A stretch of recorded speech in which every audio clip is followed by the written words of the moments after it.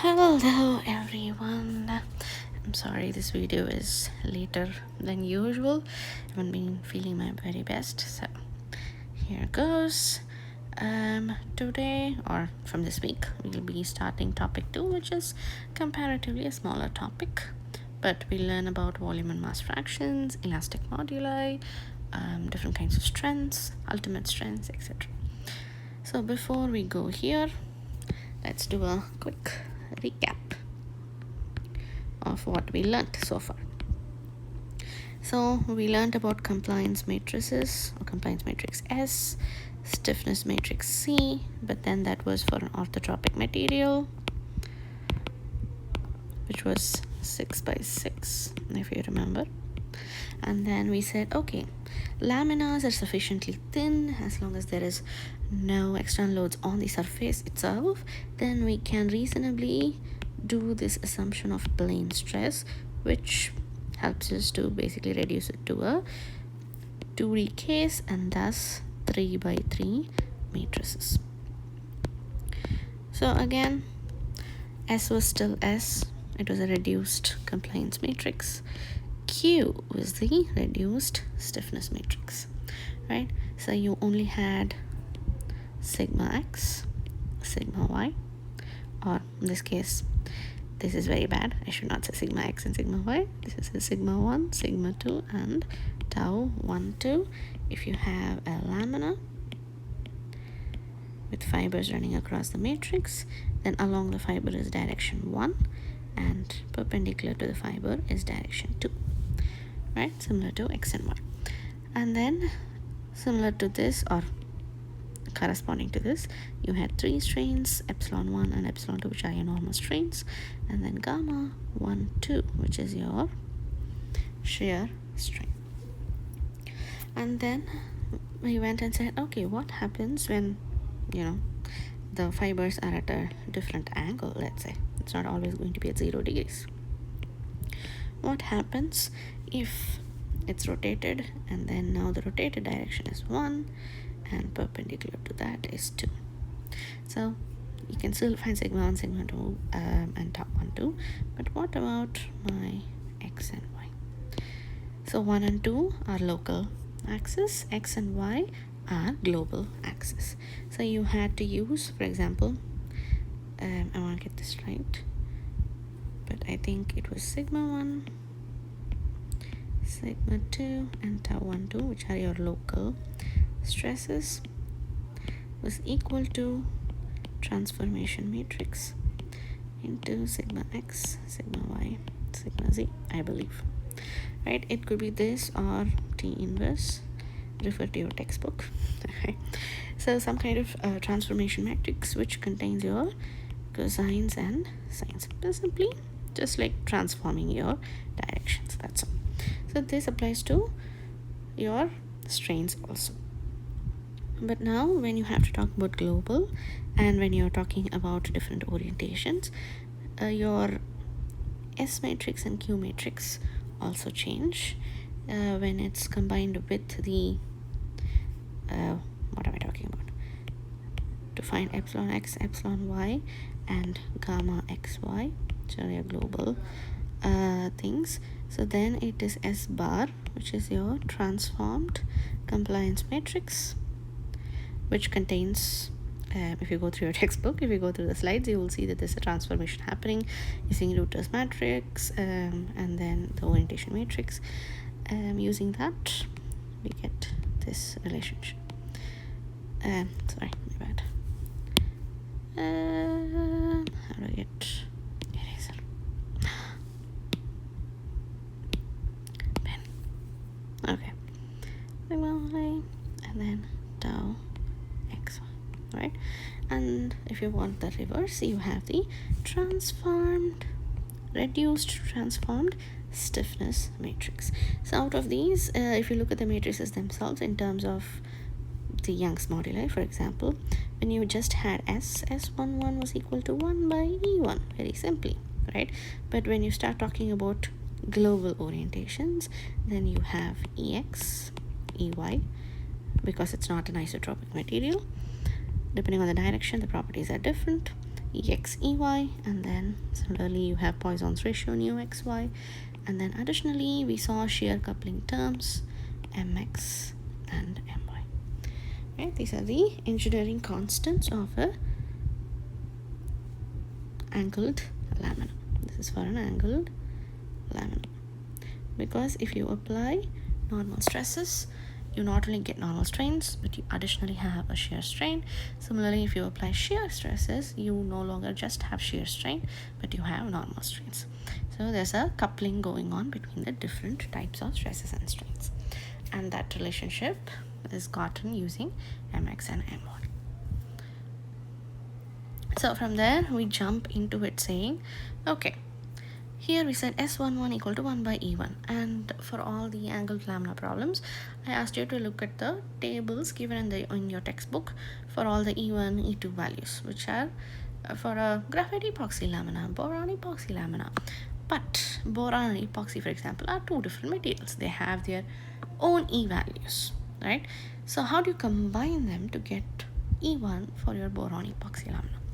So that's what your next topic is about. It's called lamina micromechanics. So how do you put two different things together and get a common property value? Okay, for that, before we go into all that, we'll talk about volume fractions. What is it? So if I have a lamina, its matrix, how much of it is occupied by fibers?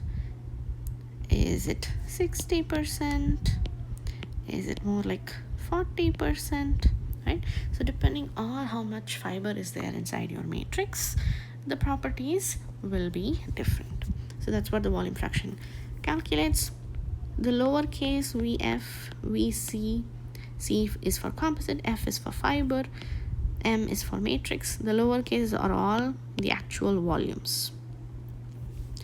The uppercase vf and vm are the volume fractions or ratios or percentages. Right? If you get 0.7 or let's say 0.6 more realistically, it means 60% of the entire volume is composed of fibers, right? So that is the ratio. So fiber volume fraction, VF, this is the fiber volume fraction, is equal to total volume of fibers divided by volume of composite. Matrix volume fraction equals volume of the matrix divided by volume of the total composite. So this is volume fraction. So as they are a ratio, let's say if 60% of the entire volume is composed of fibers, 30% is the matrix, or 40% is the matrix. I'm forgetting math now. So 0.6 plus 0.4 will give you 1. The lower cases will give you the total composite volume. Similarly, you can do the same thing with weights. So the lowercase w, f, wc, and wm are the actual, they're not weights actually, they're mass fractions, the actual mass. The uppercase wf and wm are the mass fractions. So how much mass of the total composite is occupied by fiber, how much of the total composite mass is occupied by the matrix. So similarly here also you have wf plus wm will equal 1, and the lowercase mass of the fiber plus mass of the matrix equal to mass of the composite.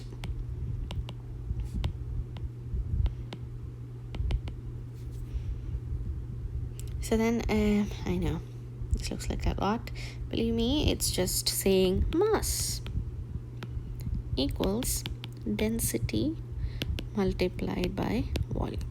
All right, so that applies for composite, that applies for fiber, that applies for your matrix. Composite, fiber, and matrix. So then you can actually, because if you remember your mass fraction, for example fiber mass fraction was weight of fiber divided by weight of composite, right? So if you, let's do this here, so rho CVC divided by, or rho FVF divided by rho CVC. So you're left with rho F by rho C multiplied by VF by VC volume ratio, right? That's what the second part of this fraction is. It is just a different way to relate with, okay, how do you relate volume fractions to mass fractions, and also while including the density of the different materials. And then of course there's density. This is just mass, or in our case weight. Weight of the composite is actually, mass of the composite is mass of the fiber plus mass of the matrix. We know this should be lowercase w. So if you substitute that in terms of mass multiplied by volume, you get a relationship between density and volume fractions and density and weight fractions. Again, you don't have to memorize any of this, just relationships. You just have to know where to find them. This is, by the way, in chapter 3 in your textbook. But there's another thing we shouldn't miss when we're talking about composites, because no material is perfect in nature, and particularly when you make a composite by our effort, of course there's going to be some flaws, right? It's not just fiber and matrix. Inevitably there will be voids, right? There might also be some other damage, but as you can see, the bigger places are not voids, they have some kind of damage, but the smaller, very very small dots that you see are actually voids. So if you have voids, of course now you have a volume fraction, void volume fraction, which is volume of the voids divided by volume of composite. The volume of composite is technically now has a third component, and similarly now you have to adjust all this. How do we know that there's flaws? We cannot know it theoretically, we'll only know if you experimentally test it. By experimentation we can calculate what is the density of voids, and then that gives you volume, that gives you volume of the composite equals weight of the composite divided by experimental density, but just VF plus VM is volume or weight of the composite divided by theoretical density. A theoretical density of the composite is always higher than the experimental density. Why? Because in the experimental density you also account for voids. So using this you get an equation for volume of voids, in terms of the different densities and weight of the composite.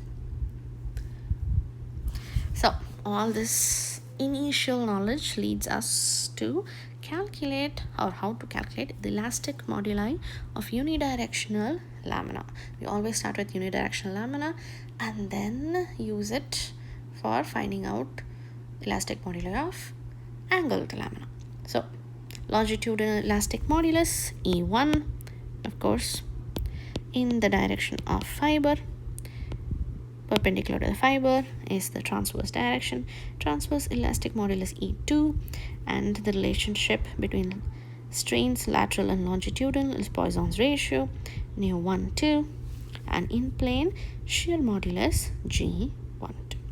So there are three different ways to do this.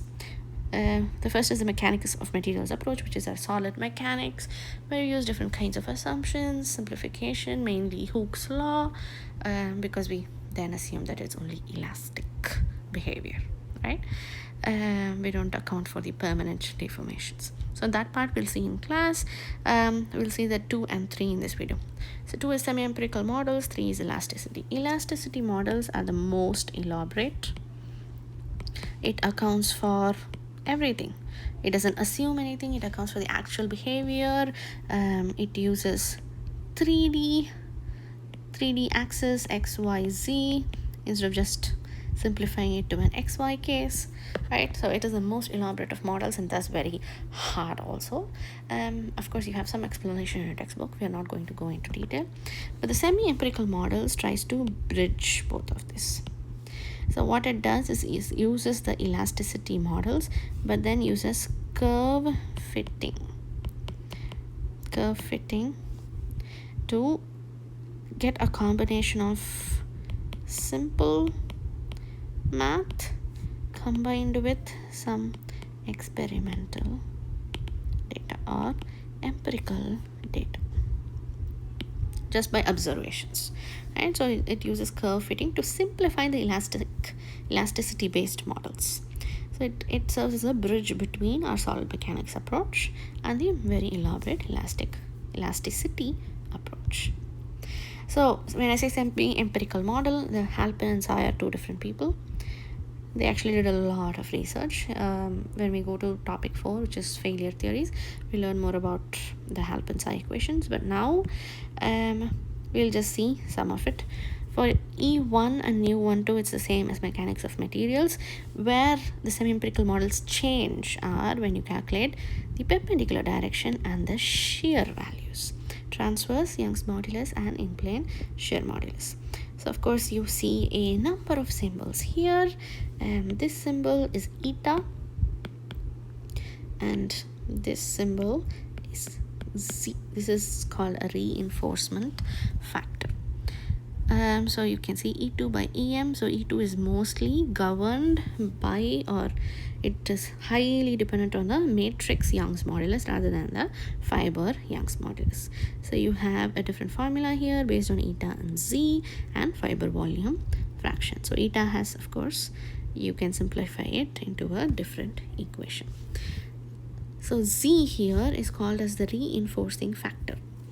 It's called the reinforcing factor, which means it depends a lot on the fiber geometry, packing geometry, we'll see what those are, and then the loading conditions. For example, if your fibers are considered circular and it's arranged in the form of a square in your lamina, then the value of Z is 2.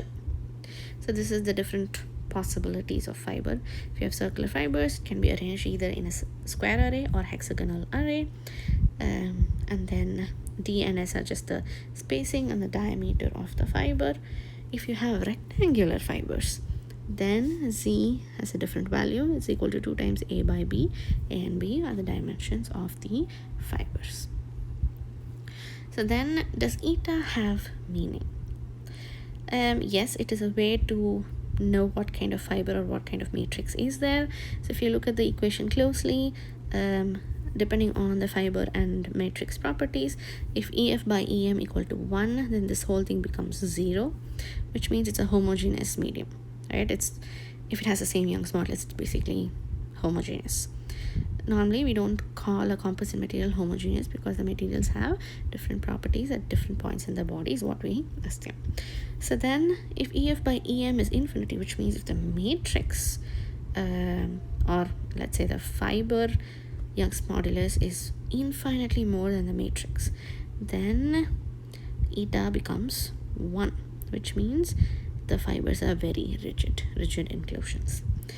On the other hand, if the ratio is 0, right, if EM is infinity or EF is 0, you get eta equals negative of 1 minus Z. This tells you that there are considerable number of voids present. That is the physical meaning.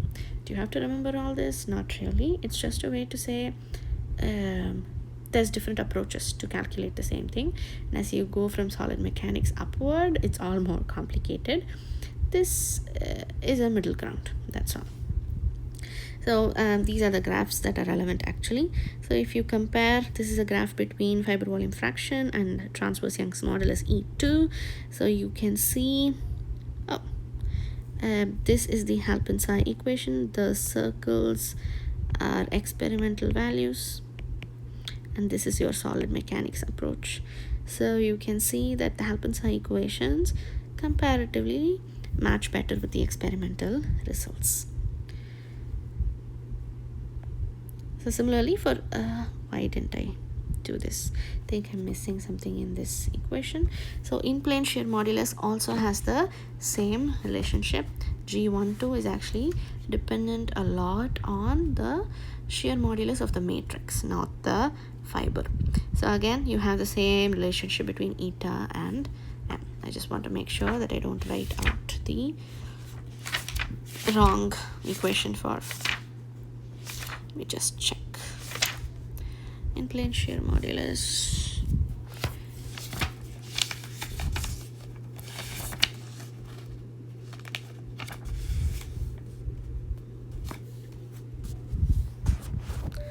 G12 is 1 plus, it's the same, Z, eta, and then eta. Okay. So again, the same thing. Z is dependent on fiber geometry, backing conditions, loading conditions. If you have circular fibers in square array, which is the simplest form, then Z equals 1. If you have rectangular fibers, then it gets a little bit more complicated depending on the dimension of the fibers. And of course, hexagonal array, always more complicated. So then if you actually see here for the in-plane shear modulus, you can see the Halpern-Tsai equations match better than our solid mechanics approach. Solid mechanics is simplified, is approximate, it serves well for simplified situations, but if you're talking about critical loading conditions, then we need to make sure that our calculations are right, and that's when the semi-empirical models and the elasticity based approach helps. So what is elasticity approach? It accounts for equilibrium forces compatibility, which means it takes into account statically indeterminate cases where you have to use deformations. You have to account for deformations also, and Hooke's law in 3 dimensions. And then the elasticity models are called composite cylinder assemblage, because here we no longer consider it as a rectangle. We consider the entire thing to be a cylinder where you have, it's more accurate, you can see that, right? You have a cylinder fiber going through the matrix, which is also considered to be the bigger cylinder outside the fiber. So if we do this, for example, let's calculate sigma along the fiber direction, sigma 1. Let's say sigma 1 equals stress over area. I hope all of you remember that. Area for a circle is pi r squared, which in this case is pi b squared. Let me take a look. So then in terms of Hooke's law, we know that sigma 1 or E1 epsilon 1 stress equals Young's modulus multiplied by strain. So now I can equate these two, which gives me E1 equals P by pi b square epsilon 1. So this is just the tip of the iceberg, because here the coordinate system which we use is no longer x, y, z, because it's cylindrical, axisymmetric.